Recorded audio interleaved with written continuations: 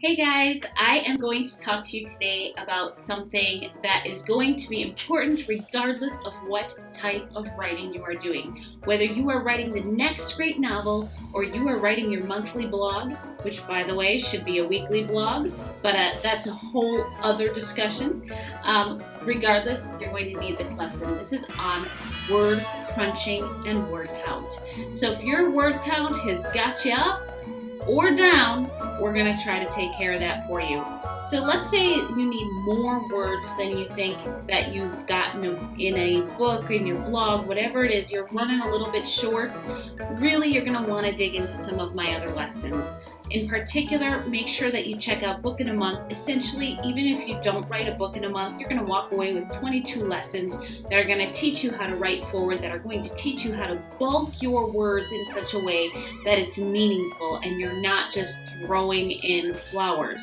So what we're going to really concentrate on today is when your word count has got you too far up. So we really want to concentrate on word crunching. So I want to talk to you first of all about why word count and not page count.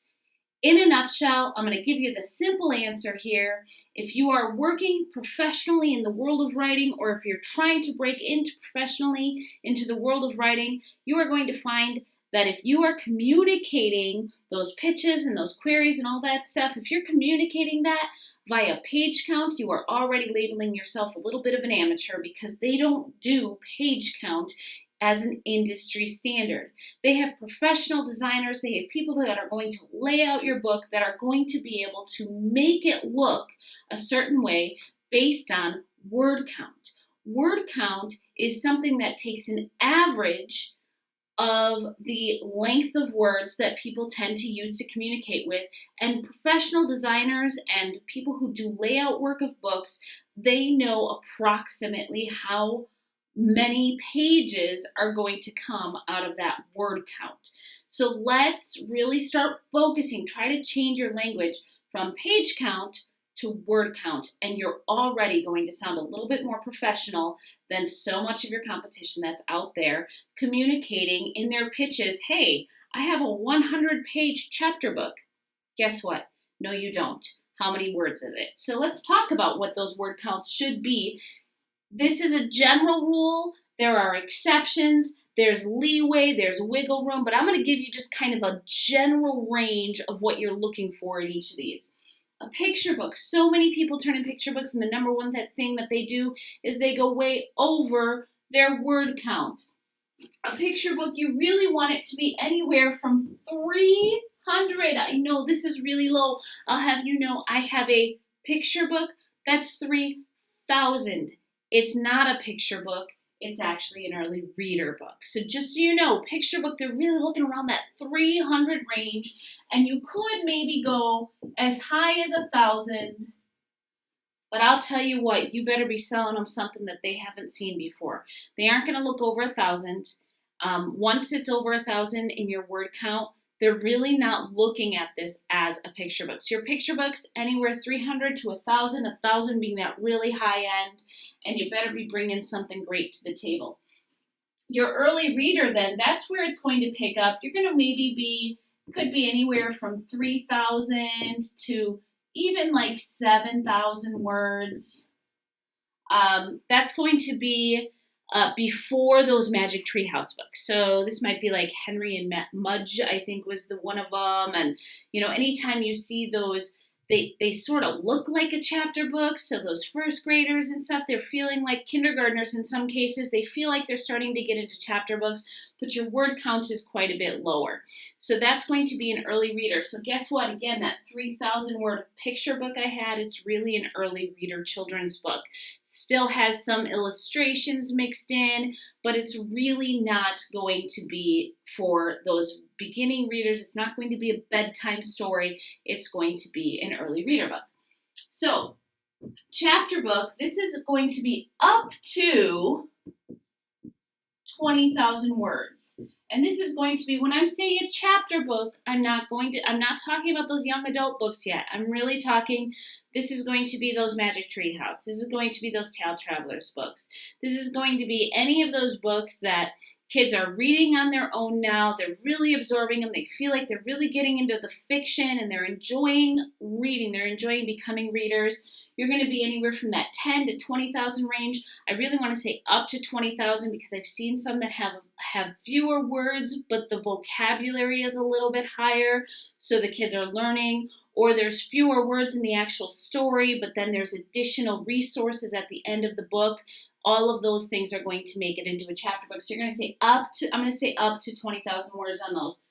Then we have what we call the airplane read. So most of you, if you've ever been in a network meeting these days, if you've ever been at any kind of a chamber event or somebody speaking at a school and you go around and everybody's introducing themselves, it feels like 90% of the people in the room these days are say, I'm an instructor, I'm a tech instructor, and I'm an author. I'm a teacher and I'm an author. I am a salesperson and I'm an author. All of these are when you have somebody who's a niche expert. So they may know all there is to know about their specific field that they are working in, that they are advocating for, that they are teaching, that they are speaking on. These are all of these professionals who are putting out books. They're putting out typically, and again, not always, but typically what they're putting out is what you call your airplane read, meaning somebody can hop on a plane as they're traveling to their business conference. They're going to have that book finished by the time they are landing. These are going to be approximately 30,000 word books. Now, as we have grown in the publishing industry to be more and more inclusive of hybrid publishers, independent publishers, even to a certain extent self-publishers, as long as you have a platform and you're out there speaking and selling yourself, there's tons of flexibility in this area in particular. You might actually be independently writing on a niche subject area, and you're going to be at 45,000, 50,000 words. You might actually be reading, putting something out every month. Maybe you have a monthly teaching or a monthly lesson or some kind of a series that you are building, and you might be closer to a shorter book. You might be more of that 20,000 word. I'm kind of talking about some of the standards that are out there, the norms. The great rule about the publishing industry today is that a lot of the rules can be broken. So 30,000, that's approximately your airplane read. Young adult or adult nonfiction. Young adult or adult nonfiction. This is going to be around 70,000. Young adult books have really kind of joined the world of adult books these days. So there are, this is going to be those self-help books. These are going to be these leadership books. These are going to be these books that are really, a lot of ministry books are in this field where we're going to teach you something. You're going to get something that's very absorbable, that you're going to be able to bring with you into the world. These are a little bit longer. They're a little bit thicker sometimes because of the number of graphics or charts or lessons or journals. All of these different tools that the reader can have are included in the book. Now, because those tools are included, your book might be pretty thick. You're talking page count. You're very likely you're over 200. You're going to probably be, up to like 250, 275, 280. Your page count is going to be a little bit higher, but your word count is going to probably be around 70,000. So that's, again, this is young adult or adult fiction because those two worlds have really merged quite a bit in the publishing industry in the last few years. And last but not least is fiction. And again, I'm sort of talking both young adult and adult, but when we're talking fiction, when we're telling a story, this is when your audience can kind of get lost a little bit more and they really dig into that book and they're really just kind of, it's the ones that keep your eyes open all night long and you think that you're falling asleep and you just keep turning those pages because you can't put it down. That's your fiction, and that's going to be approximately around 100,000 words. Once again, this is what the kind of norm is, the averages for these different things. That being said, we live in a world where it's very flexible. Bottom line, when it comes to word count, is that you need, as an author or a writer, to start thinking about word count. I'm going to add one more up here because I told you that this was a lesson, whether you're writing the next great novel or you're writing your blog. Really, you want your blog to be less than 1,000 as well. So this is why you guys are going to find, if you're blog writers, this lesson that we're getting into, the word crunching, is really going to be helpful to you. So word crunching, start to communicate in word count. Communicate in word count as opposed to in page count, because you're automatically going to sound a little bit more professional. But I'm going to show you 4 things that you should not do to crunch your words down, and I'm going to show you 6 things. So I'm giving you more that you can use than that you can't. 6 things you can do to crunch those words down. You're going to be able to use those tools. You're going to be able to throw out some old tools that you thought were useful but really aren't. And if you want to do anything to expand your words, I'll remind you one more time of some of the lessons I have available for you in that realm. So stick with us. We're going to dig into word crunching. So I'm going to start with the 4 to know. So in my area, I listen to my local news every morning. It happens to be on channel 4 or 4.1 for those of us with digital antennas. And every day they finish their news and they say, we're going to finish with your 4 to know, K-N-O-W. Well, this is my 4 to know, as in don't do these. These are the 4 things that you would do to crunch your words. They are the things that you probably learned about in high school or college or really anywhere that you were working where you had to kind of crunch those words down to make them fit. And these were little tips and tricks and tools that you would use to make it look like your many words were far fewer words, just so that you could meet that minimum. So I mentioned blogs earlier, by the way, but there are several other areas where that word count really comes in as an important factor when you're writing the shorter word count things.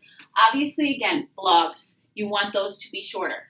Collaborations, these are a really cool new thing that have been building up and building up over the last several years. There's more and more of them out there.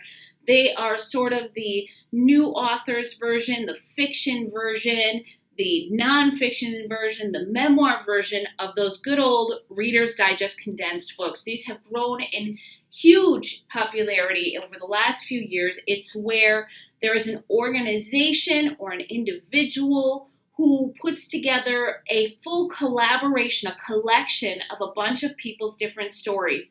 Anywhere from 10 to I've seen as many as 50 for those people that are writing those super shorts. So when they do this, they usually have a theme. They have something that's driving forward that whole story. One of the publishers I work with, they do several of these a year. They do devotions together. They do effect books together that really talk about life-changing moments.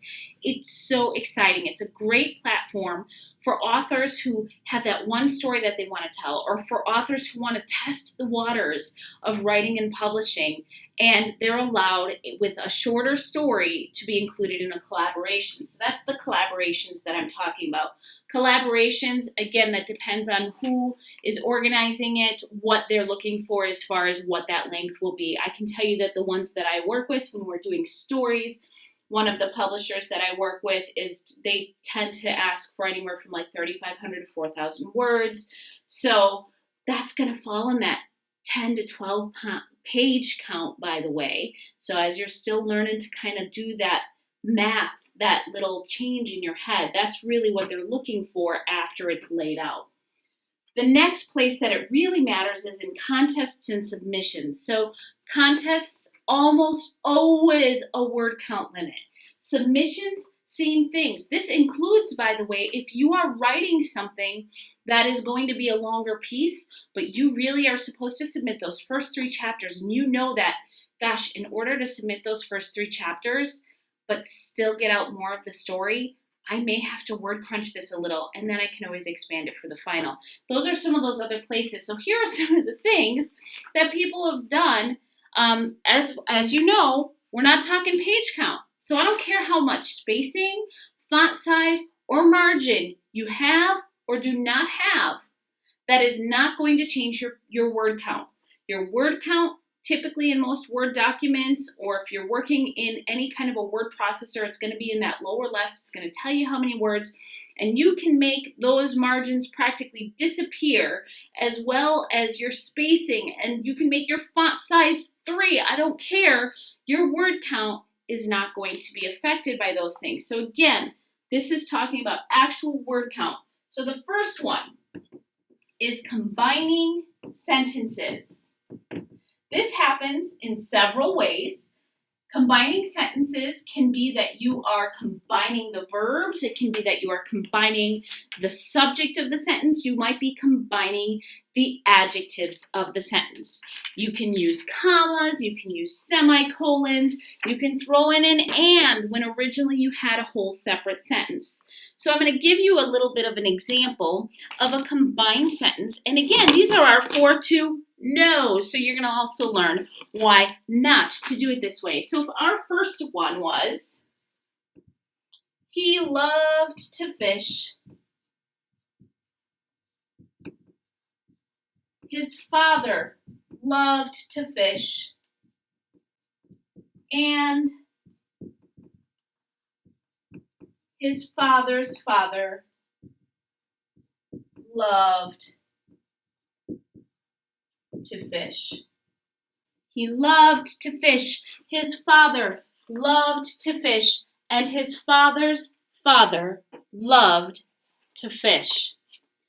Now, if you were taught the old ways, you may have said, okay, I have to make this shorter. I'm going to combine my sentences.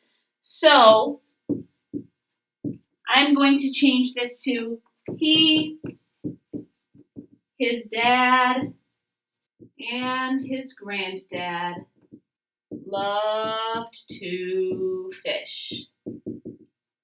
So I've gone from he loved to fish, his father loved to fish, and his father's father loved to fish, and I've changed it to he, his dad, and his granddad loved to fish. I have saved a lot of words here. This is definitely a word crunched sentence.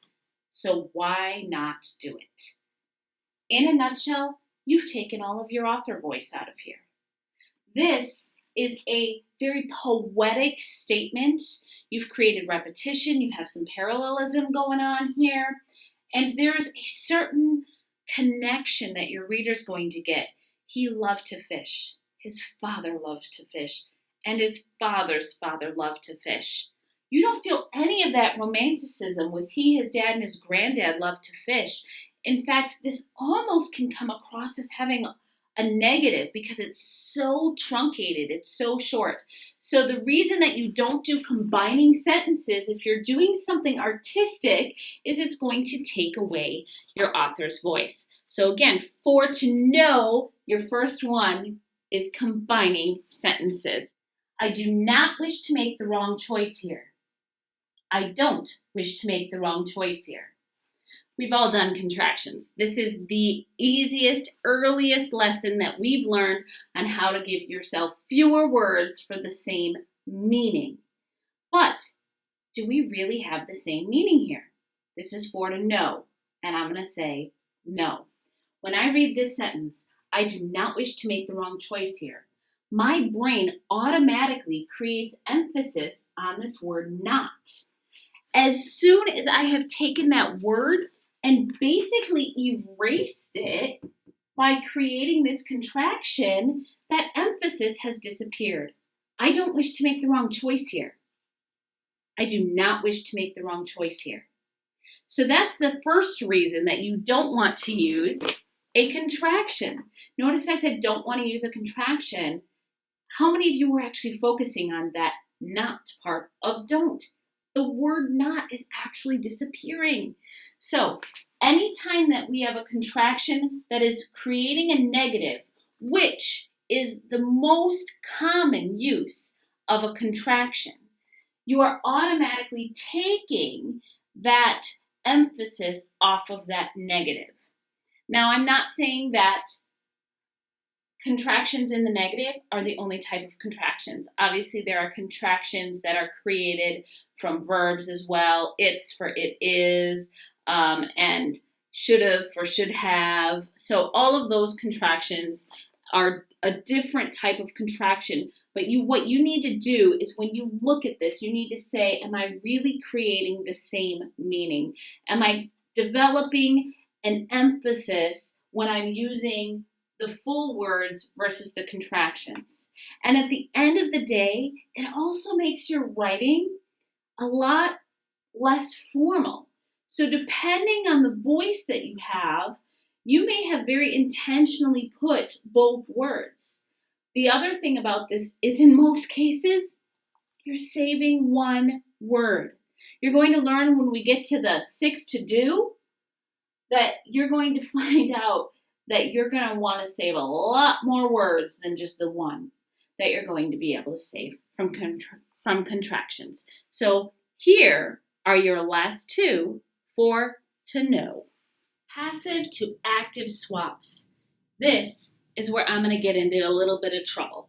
The truth is, if you ask any editor, if you ask most readers, if you ask educators, as well as other writers, more often than not, the active voice is the preferred voice in writing. It is cleaner, it's clearer, it's a little less clunky, you just kind of get to the point. However, when, as a result of that, I as a writer am choosing to use the passive voice, there is usually a purpose in it.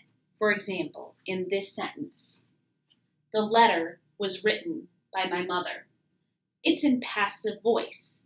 It's the letter being written, and then it's a by somebody. So that's the passive. It's the action is being done. That's the passive voice. The letter was written by my mother. I can word crunch that to my mother wrote the letter. There's nothing wrong with that word crunch, but there's something that happens in passive voice that does not happen in active voice. Passive voice gives pause. Passive voice gives reflection. There's almost a sort of a nostalgia about passive voice that disappears with active voice. So when you're talking passive voice versus active voice, once again, what you're really talking about is author voice. What sentiment, mood, tone, emotion, feeling are you trying to get across with your words? And does that layer of the meaning disappear if you swap from passive voice to active voice? In this case, and not everybody would agree with me, the letter was written by my mother. I feel a sweet sentimentality. I feel this connection to the letter, whereas my mother wrote the letter. If the character's saying it that way, it's much more sort of offhandish, like, oh, this is just a fact. The active voice is stating a fact. The passive voice is stating that same fact while creating a sentimental connection. So that is something that kind of goes contrary to the majority of editing. And the fact is, we want that active voice in writing. Active voice keeps the writing moving forward. Again, in addition to all of those other things I said about being clean and being clear and about not being clunky or confusing, all of that is true, but passive voice has a purpose. So if you're going through your manuscript or your blog or your collaborative story and you're changing all of those actives to passives, all of those passives to actives, you're changing the meaning of your story. So be very cautious when it comes to using this method of crunching your words. And last but not least, number 4, the 4 to know is about your hyphenated adjectives. Here's another one that has a caveat, just like active and passive did. Most people really prefer active voice to passive. In this case, the caveat is a little bit different. I actually love hyphenated adjectives. I think they are fun. They can add humor. There is a great purpose to them. They're stylistic. It adds fun to the voice, too. I've been talking about voice in all 3 of the other 4 to knows. I'm like, hey, this is great voice. Don't get rid of this. It's going to save your voice. And now here I am. I'm going to tell you not to use hyphenated adjectives. Follow me, though. There's a little bit more to this than just not use them. There's a point, a purpose, a time to use them. And if you're using them solely for the purpose of crunching your words, you're not getting the idea. So let's look at this example. I serve a God who is larger than life. That's a nice sentence.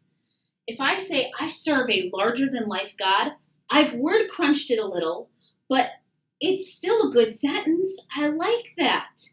So would I say don't do that? Nope, just kidding. You can do this one. This is a good one. So this is the one in your 4 to no. That's 1 to yes. However, why would I even have this then in the 4 to no? If you can do this, it's 1 to yes. Let me give you an example.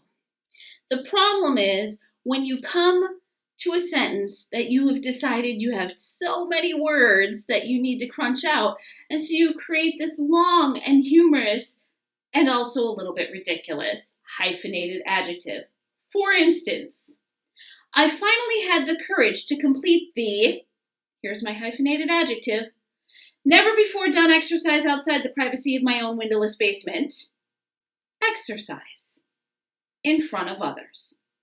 It's funny. I like it. Use it. That's awesome. When I'm putting that sentence into my document, in the bottom corner there, it says that sentence is 17 words long. By the way, that's a pretty long sentence already, but it's 17 words long.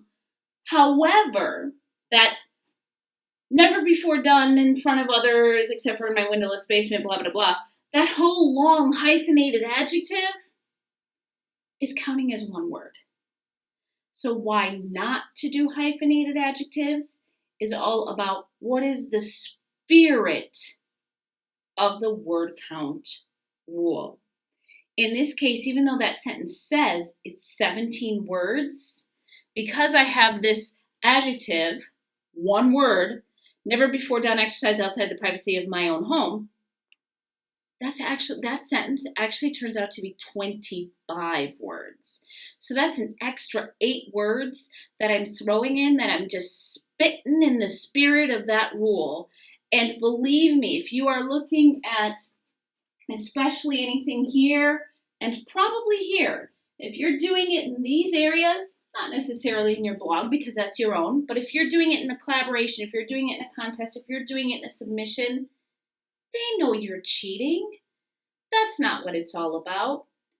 Now, I think that hyphenated adjectives, like I said, I think these are fun. I think you should use them. I think they're enjoyable.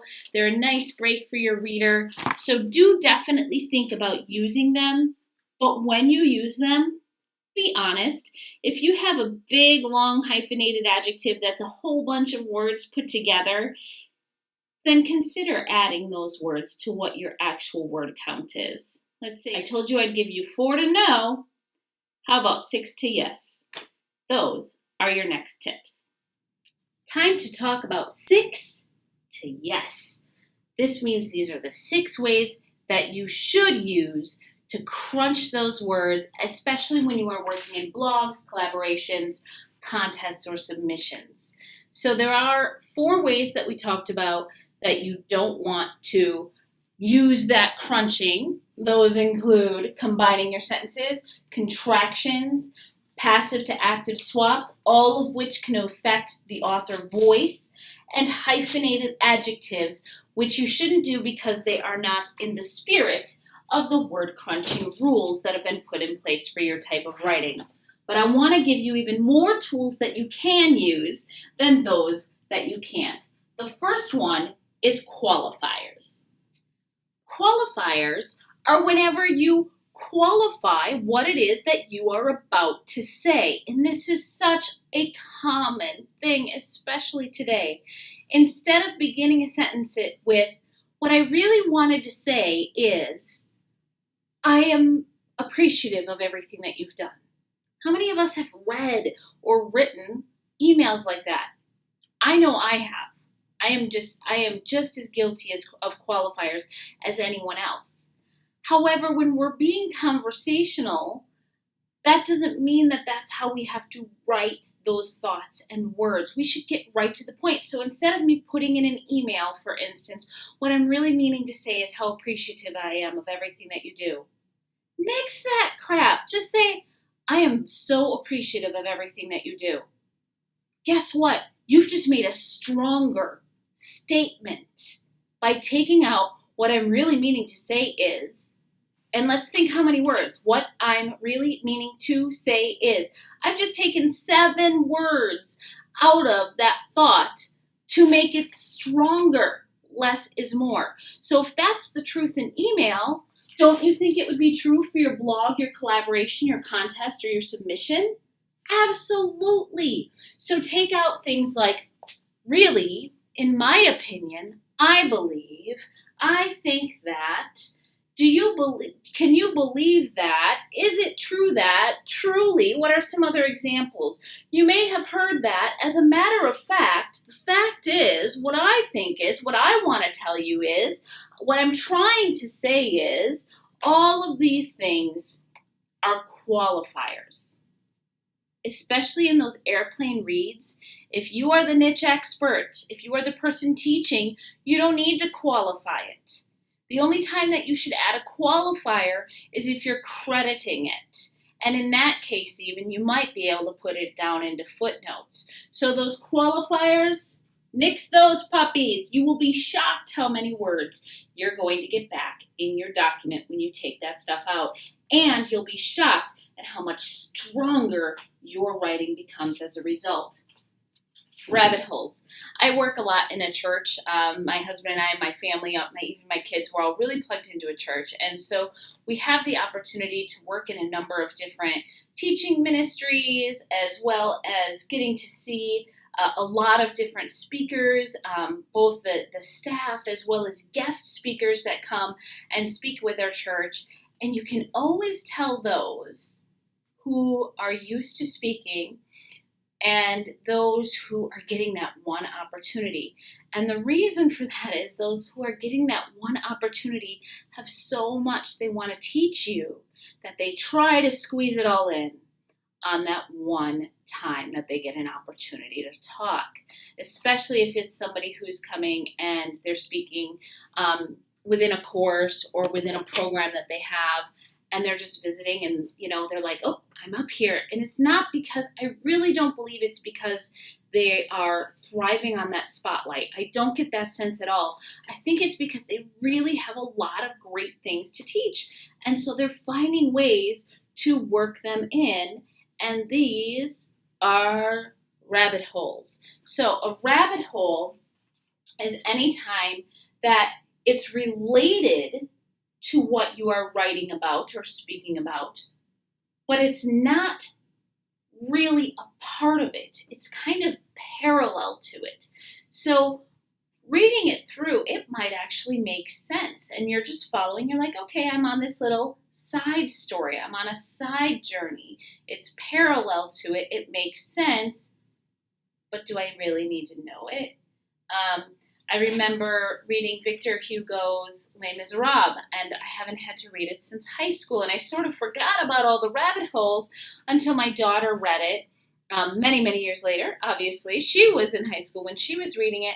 And in reading it, she said she was like this far into the book. It's a really long book. Les Miserables is just like huge, the actual book. It's nothing like the musical. She's like, Mom, we just met like the priest who's going to like say the silver was his. Now, if you've seen the musical Les Miserables, this is like part of the opening numbers that really sets him on his whole, just sets Jean Valjean on his whole journey.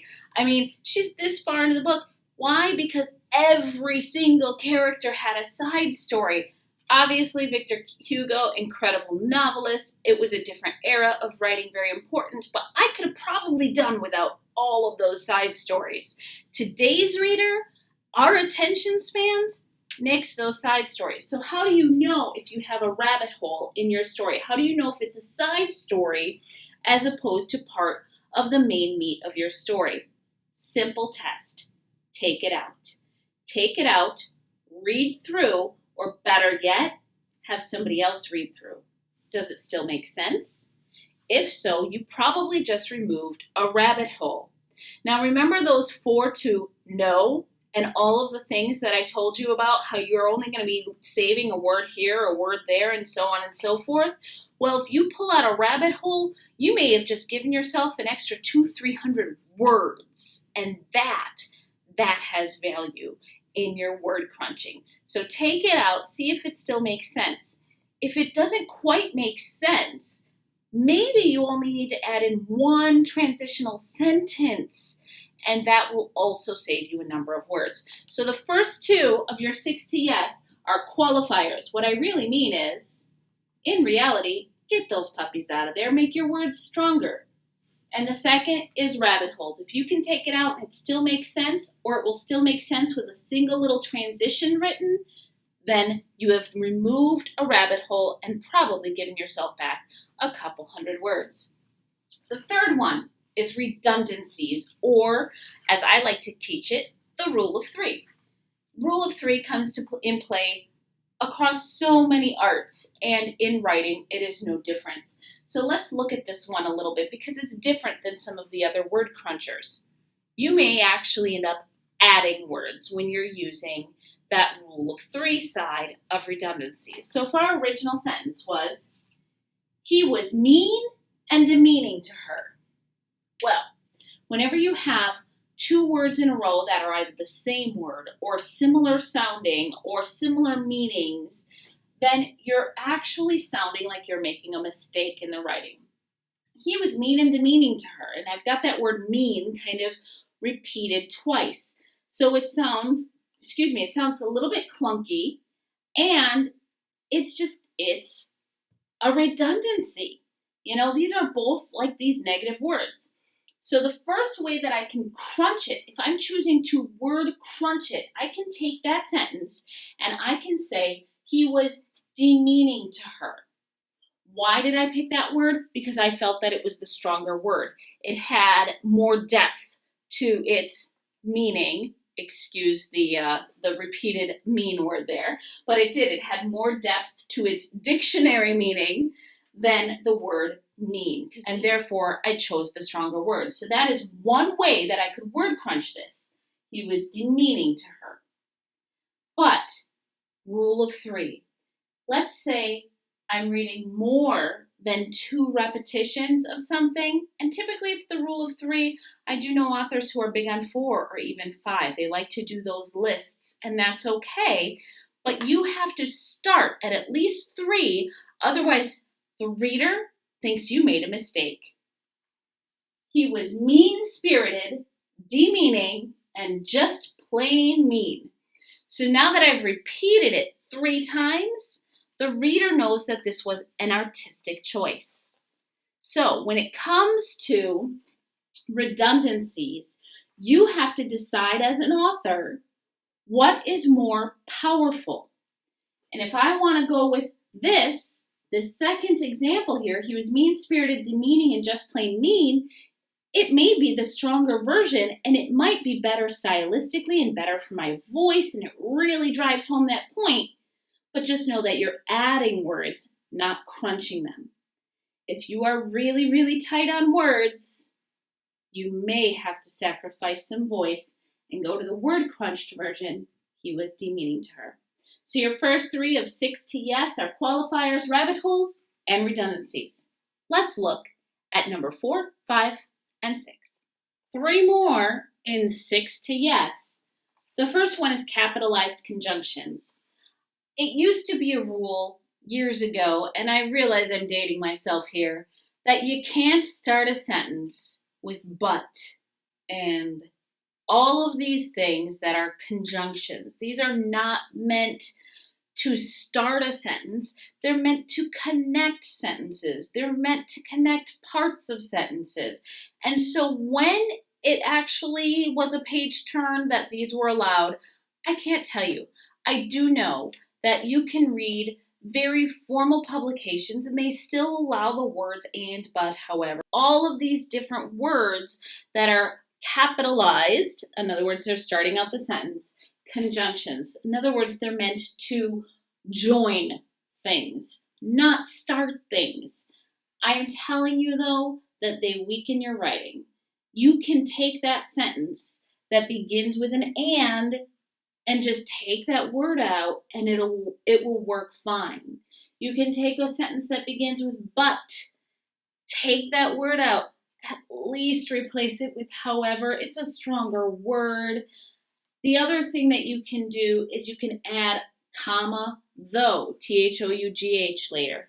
In general, though, what I'm finding is people don't need the word at all. I have edited, 50, 60 people at this point who are huge on the capitalized conjunctions. It's all over their writing. And I did this, but I did that. But at the end of the day, oh my gosh, that one had a capitalized conjunction and a qualifier. But at the end of the day, I knew what I had to do. How about just I knew what I had to do? Certainly take out the but. Oh my goodness, capitalized conjunctions, they just bring the reading level down on your work. So you're better off without them. And similarly, really very nice, good and bad. These are totally generic words. So more often than not, my rule is nix them. It was a really great day. Unless it's in dialogue and somebody young is saying it, you're better off with it was a great day. By the way, I don't really love the word great either. So I know in speaking, you're going to hear these words. And if you're in front of an audience, and sometimes your blog is in that more spoken tone, and that's a little different, but for the most part, these words, really very nice, good and bad, you can probably nix them from your writing completely, and it's kind of like a rabbit hole word. You take it out, and you don't notice any difference in the meaning. If you have a word, one of these, really very nice, good, bad. By the way, there are other generic words as well. If you have it and taking it out ruins the meaning, for instance, it was a nice day. Well, if I take the word nice out, it was a day, we have a totally different meaning. But at least what I can do is I can replace that word nice with a word that has a definition that actually applies. Why was it a nice day? It was a very warm day. It was a very productive day for me. It was a productive day. I want to take out that very as well. It was a productive day. The rule is remove them if you can. If they're required for meaning, at least replace them with something that adds the true definition of what you're trying to get across to your reader. So more often than not, these are going to work as a word crunch. If not, it's going to be neutral.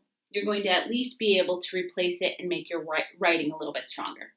So let's talk about your sixth and final word crunching in your 6 to yes. And those are the primary pluses. And primary pluses are called pluses because they're adding to the meaning of something. In other words, these are usually adjectives and sometimes adverbs. The primary comes, though, from primary school. This is when you were taught to do it this way. You can almost picture those worksheets that come home that say, circle all of the adjectives, circle all of the nouns, circle all of the verbs, circle all of the adverbs. That's the way you've built this sentence. And if you're this far in your writing, you probably don't need to be writing like a primary schooler anymore. The tired girl, so we're going to do this. We're going to turn ourselves into elementary school students for a moment. The tired girl experienced a long night thanks to her wandering mind. You can almost picture the teacher saying, go ahead and underline all of the adjectives and adverbs, all of the describing words in that sentence, because that's what we've done. So there are two things that you can do. You can word crunch it, and in this case, the word crunch is a full rewrite. What am I really driving home? What is most important to the reader? The girl's thoughts contributed to a sleepless night. My meaning is the same. She's having this sleepless night, and it's because her mind is wandering. The girl's thoughts contributed to a sleepless night. I'm saying the same thing, but I'm not doing it like a primary schooler. So this is a stronger sentence and it's word crunched. However, do you remember our rule of 3? That can apply for our primary pluses as well, especially if you've taken the time to remove your capitalized conjunctions, to remove your meaningless words, to remove your rabbit holes, to remove your redundancies, all of these different things. You might say, gosh, now I have a few words actually to spare. So I can choose to go with an artistic approach here. This is very similar to our rule of 3, except we've done a little bit of parallelism. We've sort of built the same sentence. The whole sentence kind of repeats. She was a tired girl with a wandering mind in a sleepless night. So we have a, the descriptive word, and then the noun. A tired girl, a wandering mind, a sleepless night. So we have that repetition. We have some parallelism. It's not repeated words, but we have a little bit of a parallelism that we've built into this sentence. It's very poetic. It's got nice voice and nice style to it. This one is actually giving us more words. It's not going to crunch it, but it also gives us a little bit more meaning. So those 6 to yes are going to be qualifiers. We're going to take those guys and we're going to take them out. Rabbit holes, grab them, take them out. At most, you need to add a transition. Redundancies, if you can't take them out, at least make them work with the rule of 3 so that to the reader it does not look like a mistake. However, you may have to choose to crunch it and go with the word crunched version. Capitalized conjunctions, if you can't take them out, at least replace them with a more meaningful word. You're really very nice, good, and bad. These are your meaningless words, your meaningless adjectives. If you can't take them out, at least replace them with something that has a stronger definition. And then your primary pluses, much like the rule of 3, you have the option to either crunch it down, which would be something like this. So oftentimes it takes a full rewrite, or you can choose to write it in parallelism, which is much like a repeated word, except you're doing a repeated style. So I've given you 4 to no, I've given you 6 to yes, and from those, you can actually take and crunch down those words in those types of writing that really need word crunching, including your blogs, your collaborations, your contest writing, and your submissions. If you're looking to make your words expand and write them forward and bulk them up, you're going to need some of those book in a month lessons. And if you're interested in having somebody do this for you through editing and through some one-on-one workshopping, I have some of that available for you as well. I'm going to go ahead and link some of that for you. You can learn all about it, and I would love the opportunity to work with you. If not, I hope you're able to at least work with our word crunching exercise and see if that can make a quality writing for you. Fewer words, stronger writing. Have a great day and good luck bringing your book from the bucket list to the bookshelf.